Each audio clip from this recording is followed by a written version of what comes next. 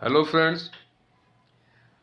अगर कोई building without approved layout plan या नक्शा पास किए बगैर, जो कि सिंध बिल्डिंग कंट्रोल अथॉरिटी का काम है, अगर बात की जाए कराची की, जिसको पहले कराची बिल्डिंग कंट्रोल अथॉरिटी कहा जाता था, अब उसका नाम चेंज करके सिंध बिल्डिंग कंट्रोल अथॉरिटी रख दिया गया है। तो सवाल ये है कि अगर कोई बिल्डिंग नक्शे के बगैर बन जाती है, चाहे वो ग्राउंड फ्लोर पे बनी हो या ग्राउंड+1 हो या ग्राउंड+2 हो या कोई मल्टी स्टोरी बिल्डिंग हो,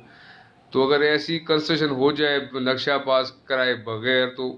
उस वक्त कानूनी या लीगल स्टैंडिंग क्या होती है ऐसी बिल्डिंग की या बिल्डिंग बनाने वाले की। तो इसी हवाले से एक रीसेंट केस जो हाई कोर्ट में पेंडिंग है, कुछ हद तक उसमें ऑर्डर हो गया लेकिन स्टिल इट इज़ पेंडिंग। अब हुआ ये था कि एक शख्स ने, ये जमशेद टाउन कराची का इलाका है, वहाँ पे एक प्लॉट पे किसी शख्स ने बिल्डिंग बना ली ग्राउंड+2, और उसका कोई नक्शा पास नहीं कराया सिंध बिल्डिंग कंट्रोल अथॉरिटी से। ऐसा नहीं कि वो प्लॉट कोई इलीगल था, प्लॉट का वो लीगल ओनर था, प्लॉट के टाइटल के ऊपर कोई डिस्प्यूट नहीं है, वो मालिक था प्लॉट का। केस उस पर खाली ये था कि उसने नक्शा पास किया है, कराए बगैर वहाँ पे कंस्ट्रक्शन कर दी, ग्राउंड+2 की इमारत बना दी। तो उसके एक पड़ोसी ने जाके इसको चैलेंज कर दिया कोर्ट में, हाई कोर्ट में पिटीशन फाइल कर दी कि पहले तो उन्होंने ज़ाहिर है वहाँ पे सिंध बिल्डिंग कंट्रोल अथॉरिटी और जितने गवर्नमेंट के डिपार्टमेंट से वहाँ एप्लीकेशंस दी कि ये बिल्डिंग इन वायलेशन बनी है, ये construction without approve layout plan है, लेकिन वहाँ तो कोई कार्रवाई नहीं हुई। तो फाइनली वो कोर्ट में आके उन्होंने ही फाइल पिटीशन, वहाँ पर notice was issued to the government department, जो सिंध बिल्डिंग कंट्रोल अथॉरिटी है, उनको नोटिस इशू हुआ to the director Jamshed town. ये डायरेक्टर का डिस्ट्रिक्ट ईस्ट जमशेद टाउन कहलाता है। इनको ये नोटिस गया जो कि इसके हवाले से वो रिपोर्ट अपनी दें। तो उसमें ये फिर जब इनको ये नोटिस गया तो उस नोटिस को जब नोटिस जाता है तो उसके साथ पूरे केस की कॉपी भी जाती है। तो उसी की बेसिस पे सिंध बिल्डिंग कंट्रोल अथॉरिटी ने एक्शन लेते हुए सेकंड फ्लोर को डेमोलिश कर दिया, जो कि अंडर कंस्ट्रक्शन था, अभी वो कंप्लीट नहीं हुआ था, जबकि फर्स्ट फ्लोर कंप्लीट हो चुका था और वहाँ पे कोई फैमिली ऑलरेडी रह भी रही थी, यानी वहाँ पे लोग भी रह रहे थे। तो उनको under section 7A of Sindh building control authority act के तहत नोटिस दिया गया कि वो इस घर को खाली कर दें, क्योंकि इसको तोड़ा जाएगा, ये इन वायोलेशन ऑफ दी लॉ बना है। और ये रिपोर्ट इन्होंने हाई कोर्ट में सबमिट कर दी। उस पर फिर हाई कोर्ट ने ये और साथ में जो जिस बिल्डिंग बनाई थी जिन साहब ने, उन्होंने ऑलरेडी एक application Sindh building control authority को दी हुई थी for regularization of the construction. यानी इस केस की जो की पॉइंट्स है वो ये है कि पहले तो बिल्डिंग बना दी गई विदाउट अप्रूव लेआउट प्लान, नक्शा पास कराए बगैर building banana violation of law है। ऐसी बिल्डिंग को डेमोलिश किया जा सकता है एज पर लॉ, जो कि इस केस पे भी हुआ कि सेकंड फ्लोर को डेमोलिश कर दिया गया। मीनवाइल उस शख्स ने जिससे बिल्डिंग बनाई थी, उसने सिंध बिल्डिंग कंट्रोल अथॉरिटी को एक एप्लीकेशन दी कि मेरी इस बिल्डिंग को रेगुलराइज किया जाए और मैं उसके लिए कोई भी जो भी फीस जुर्माना है आई एम रेडी टू पे। तो वो उसकी एप्लीकेशन पेंडिंग है। हाई कोर्ट ने इस हवाले से ये ऑर्डर किया कि जो ये सेकंड फ्लोर तो तोड़ दिया गया, डेमोलिश कर दिया गया, बाकी जो ग्राउंड+1 की बात है उसके हवाले से उन्होंने एक एप्लीकेशन दी हुई है सिंध बिल्डिंग कंट्रोल अथॉरिटी में। उस एप्लीकेशन को as per the law decide किया जाए और विद इन 30 डेज इसकी रिपोर्ट यहाँ पे हाई कोर्ट में सबमिट की जाए कि उनकी एप्लीकेशन के हवाले से क्या उनकी उस कंस्ट्रक्शन को